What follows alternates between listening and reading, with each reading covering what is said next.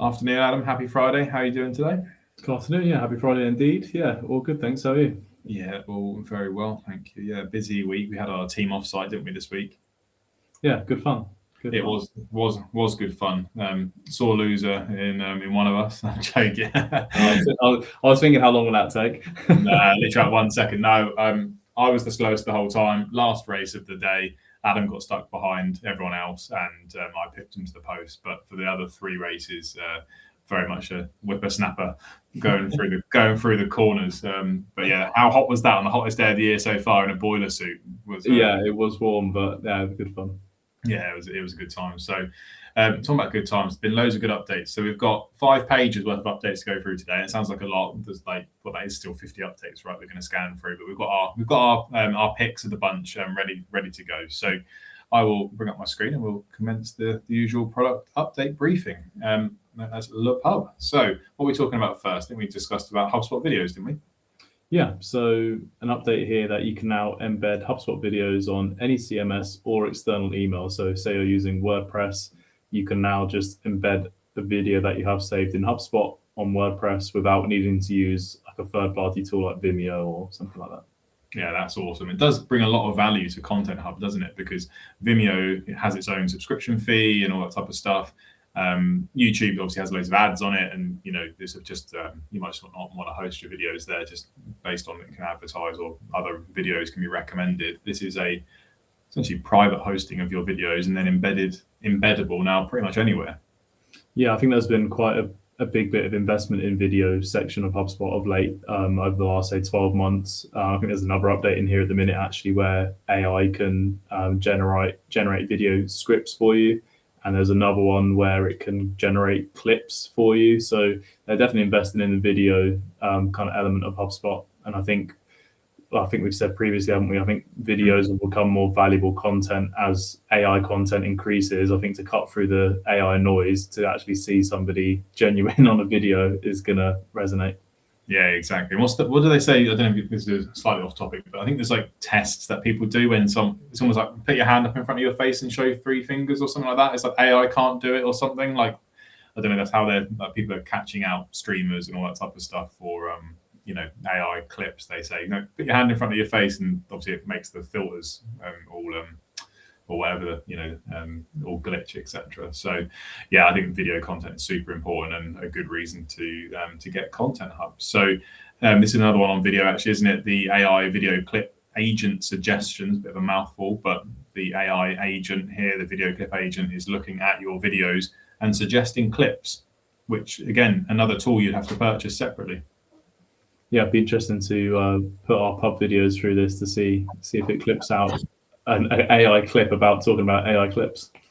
Oh, that's AI clippings. Is it Inception? I haven't watched it, but there you go. I love this one. Goals in the custom report builder. So building goals reports is pain in the bum, or has been in the past, and this just brings it into the custom report builder, and you can actually now associate through deals. So you have to do goals and deals or whatever object it is, and my cat's just jumped on that.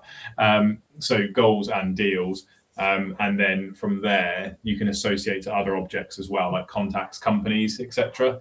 So you have to go through a deal by the looks of it on this initial launch, because I guess they're mainly focused on like revenue goals. But yeah, it's an interesting one, and you can add a KPI unit filter to get comparisons, etc. as well. Yeah, definitely a lot more powerful than what was available previous, kind of in the default goal reports within the goal. So to be able to add them to a dashboard as well, you obviously get that functionality as well, which is good. Yeah, and the best one here, combine multiple goals into a single report, because you had to have like one report for every goal, right? But if you've got revenue goals, have different lines against different goals and all that type of stuff is really quite nice. So track rep and team progress side by side with deal metrics as well, build dashboards of how goals, deals relate all to each other. But yeah, it's an interesting one that it says it has to be deals for now. So yeah, worth reading the knowledge base on this one. Okay, moving on, page 2. Adam, you want to talk about this one, didn't you? The dashboard PDF exports. Yeah, a small but nice update. So previously, if you exported a dashboard as a PDF, if you had your dashboard beautifully laid out it didn't matter. It would just put them like one by one with loads of white space around them. Whereas with this update, seemingly you can now export your dashboard as a PDF in the same layout as you see it on screen. So yeah, small but impactful one. Yeah, that'd be good. I hope it doesn't limit it to A4 as well. I think it must just be like a vector-based one as well. So otherwise, I'm thinking if they try and squeeze a wide dashboard with different reports into an A4, it's going to feel a bit weird. So fingers crossed, it all kind of comes out looking nice. This one is a nice one. Streamlined index page. So they do have an image in this space. If my HubSpot load, there we go. Cool. So much more streamlined. So they've actually packaged up the deal stages into these nice little kind of like buttons, blobs type things at the top, and it's just a bit slicker, isn't it? Yeah, so I think the biggest difference is along the top where you had like your filters and views and tabs. That's all just a lot more stripped back, as you say. And I don't know if there has been much change to the card, or because of the change above it, the cards look cleaner as well. But yeah, the first thing I noticed was the colors at the top, but maybe that's just because I haven't put colors on my deal stages or our deal stages. But yeah, you can. Yeah, looking at it now, this is much better because these buttons felt so cluttered before, didn't they? So yeah, I think that is the only change along the top. But yeah, like you say, it's a lot less cluttered. Yeah, very nice. Yeah, I'm feeling like I'm gaslighting myself with that one. No, good stuff. There's some good app stuff in here as well. So yeah, won't touch into that. This is the major one for marketing, isn't it? So the AEO tool, which we've been privy to testing, haven't we, for the last 2 months? So we're quite used to this one by now. It doesn't feel new anymore. But yeah, this is an awesome update. It allows you to, and there's been so many changes here, but it allows you to keep track of your visibility over time in the search engines, or the AI search engines, hence AEO. And then, yeah, it's basically putting prompts in, and it can suggest prompts. And yeah, through those prompts, you then get to filter down by which prompts we're ranking for, etc. So I think there's a good comment on LinkedIn that I had actually of how does it, like adapt to the user and all that type of stuff. Because obviously your own ChatGPT or your own Claude or your own Gemini starts learning who you are, right, and presents results more likely to you. Or more specific to you. Of course, the answer is it can't do that, right? HubSpot's running it through I don't know how it's doing it, to be fair, but it's running the prompts through like a generic, ChatGPT account or through the API. So there's no personalization to it, is there? It doesn't know who you are as a person. So the results are just as if it was anyone doing it. Yeah. Yeah, I feel like we've been waiting to, like you say, we've been on the private beta for this for what seems like a while now, and obviously been excited to talk about it. I was surprised to see it come out in public beta this week. I was expecting not to be able to talk about this one until I was expecting this to be one of the big spotlight features, which I'm sure it still will be, but obviously you can get access to it already now. It's in public beta. Yeah, I was trying it out myself for a client, and one thing I was surprised by is that you're limited to, I think it's 50 prompts, which is a fair number, but when you're working with like an enterprise client, I can imagine there's going to be use cases where people want more prompts. So yeah, in the future we shall see. Yeah, absolutely. And it's actually made me a bit interested to see what ours is showing. I won't bring ours up because there's got some data that we don't want to show on there. But I did just notice that this image is clearly it's just a UI image because ChatGPT. Who's that? But no, this is a mega update. We've been using it a lot at Unmatched, so we've had access to the beta for a long time, and it's improved so much with the feedback that everyone's given it. So ours apparently right now for our apps, so Unmatched apps, is 37% brand visibility, interestingly, and on the other side, on our services, we are currently at 3.6% visibility. So a bit of work to be done on our services pages and our services prompts. But the main reason I was checking this is how many prompts have we got? And you are right, it is 50. No, sorry, Marketing Hub Professional, 75 prompts you can have. Okay, that's strange. Yeah, that is odd, yeah. It must be was it on the knowledge base, or where did you, somewhere that you saw that? Yeah, it was in an enterprise portal actually, so I'll have to double check that. Yeah, it says at the top on ours, 55 out of 75 prompts used. So yeah, I wonder if they've got different limits and stuff now. that is available in the knowledge base. It doesn't say on the knowledge base actually. Interesting. So I'm presuming 150 for enterprise, double. Yeah. Well, like I say, the enterprise portal I've put this live in is So 50. the marketing pro's the real winner here. Yeah. Yeah. Yeah. I'll have to check out what's going on there. Yeah, but anyway, this is really good. You can adjust it for ICP. You can adjust it for like buyer journey phases. So in this little pop-up here, what that gives you, the options within that, just to show you on, well, not going to show you, but read from ours, is awareness, consideration, evaluation, and decision. So kind of typical buyer funnel type of thing. And then your products and services you get to determine within your own brand settings. The engine is, of course, ChatGPT, Perplexity, or Gemini. And then, you can obviously drill into your prompts and you can see exactly where you're being cited as well. And the best tab in this whole thing, which I can't show you on ours, but is the recommendations tab, where it's actually coming up with, you should create a page about this. Mm-hmm. And that is so useful. So at the moment, ours is create a product page for a UK HubSpot partner service as a high priority, apparently. And I can click that, and it basically says these are the prompts that you will start ranking for if you do this. These are the content types we recommend, and these are the competitors you're ranking against for that.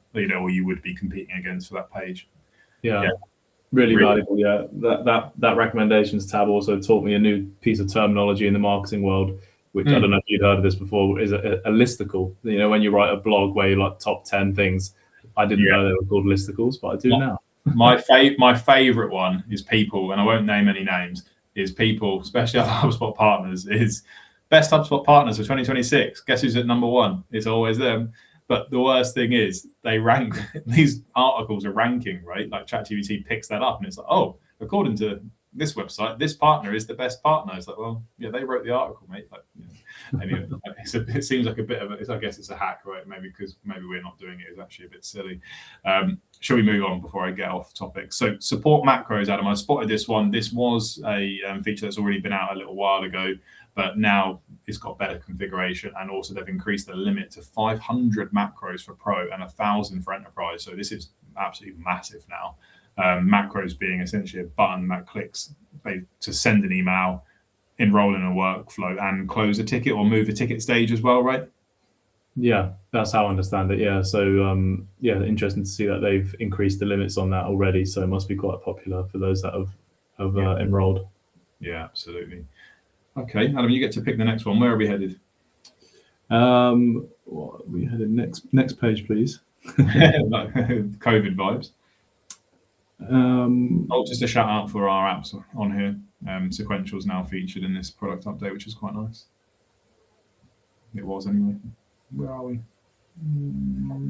Sequential. There we go. Now supports leads and projects. Cool. What have we got? Have you got the associate custom? Yeah, the fourth one down. Here we are. You can now associate custom objects with campaigns, nice. Which is a good update. Still waiting to see leads to be able to be associated to campaigns, but I think leads is now the only thing you can't associate to a campaign. So hopefully that's coming soon. Imagine that. You imagine you could associate like a boat to a campaign, but not a lead. Come on, HubSpot. We don't want boats associated to campaigns. We want leads. Yeah, I'm sure it's in the pipeline.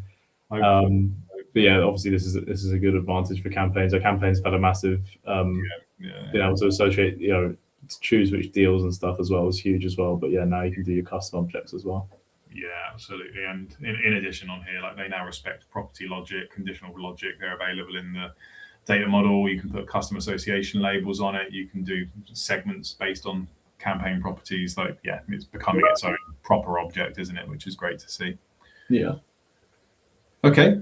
What else have we got in here? We've got a couple of cleanup ones that we were a little bit I'm in an iron about before the call, aren't we? But we'll skip over those. What else do we have?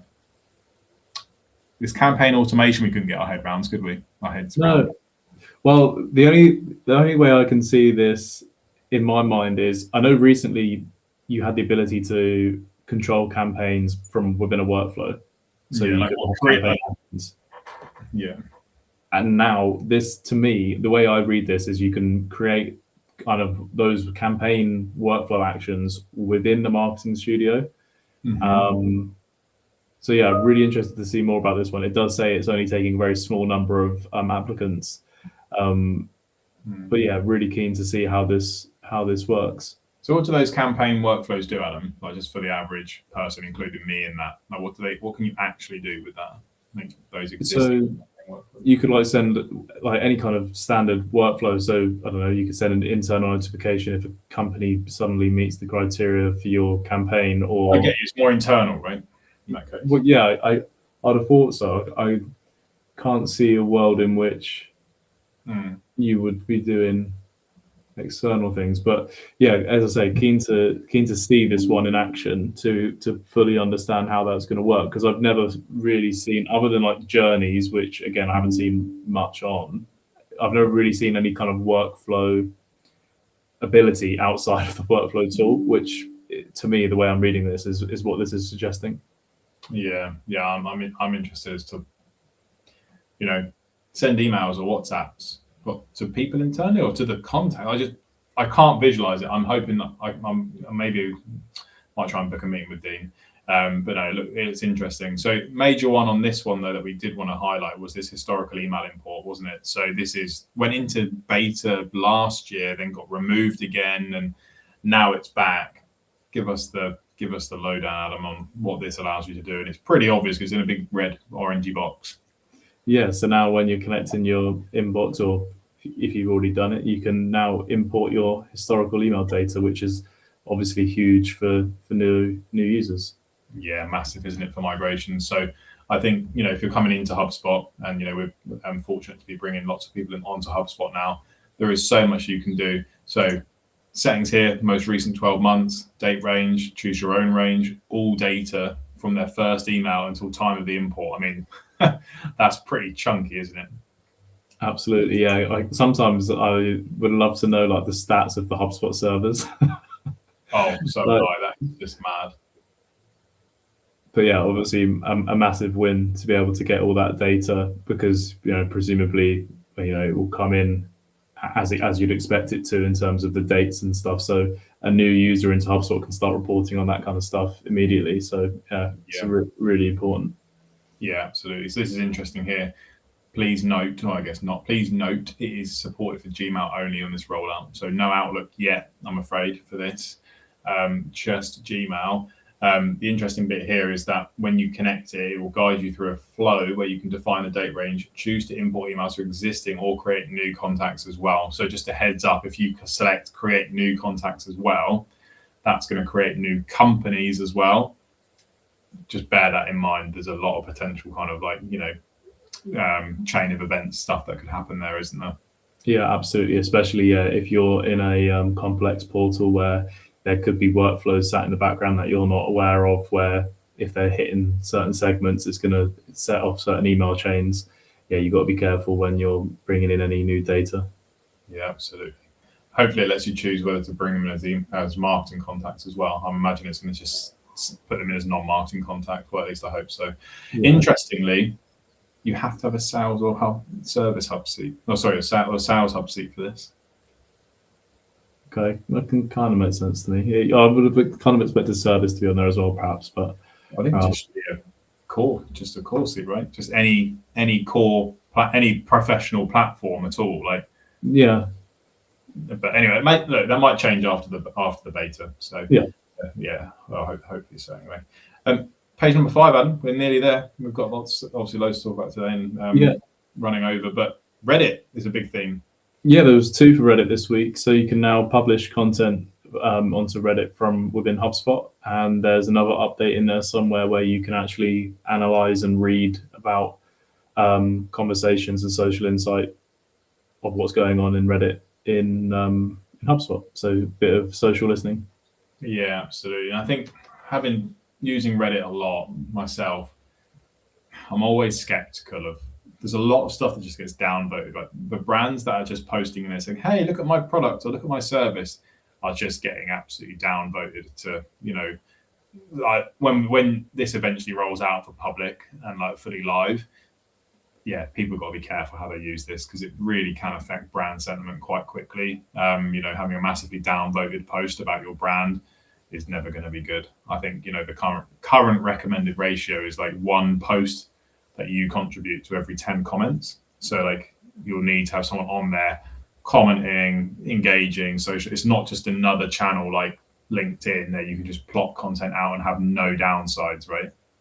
Yeah, agreed. Yeah, I mean, I don't think I've ever seen a Reddit post from a business. I would occasionally maybe see somebody that says, "Oh, hey, I work at this company. Ask me anything," kind of thing. But I've never looked into it. But I assume that's just on their personal profile, and you know, I think, like you say, it's very different in terms of LinkedIn or any other social media, to be honest. So yeah, I think one to be cautious of. Yeah, definitely. Yeah, absolutely. Last one from me is focused attachments. So Adam, you made me aware of this earlier, and this is mega because currently the attachments, and this is in private beta as well, but currently the attachments on the side is just everything, right? But now HubSpot's going to use its intelligence to go, which ones do we think the user actually cares about? So things like email, signature, logos, and all that type of crap is going to be filtered out. And yeah, you can see all these focused files here. They won't be renamed like that, obviously, but you can see it's just going to highlight the most relevant files for you against that contact. Yeah, no, it should be super helpful. So that, like you say, stuff like email signatures aren't appearing at the top, and you can kind of find what you're looking for quicker. I mean, I don't think it's going to replace the use of file properties, obviously. We still recommend people use those, but yeah, definitely a good update. Yeah, I think this is a really good one. And last one I saw on LinkedIn actually is that apparently if you star these updates that you care about, you get notified when they change status. Okay, I did not know that. I should have started everything. Yeah, nor did I. So there you go. Something hopefully relevant for most people on the call, but most on the call, you know what I mean, watching this. Adam, bit of a waffle from me today, but overall lots of good updates. Yeah, when's the spring spotlight? Is it next week or is it the week after? That is a good question. Is it the 27th? It is the 14th, so next Tuesday. Oh, indeed, very nice. So yeah, we're embargoed on a couple of things until then, aren't we? But you know, we're looking forward to some exciting stuff coming out. Lots of public betas that will be announced and go live, no doubt. Yeah, very excited to see what they've got in store. Indeed, yeah. Sign up if you haven't already. Yeah, absolutely. Cool. Well, thanks very much, Adam. Have a lovely weekend. You too. Cheers, Matt. Cheers. Bye.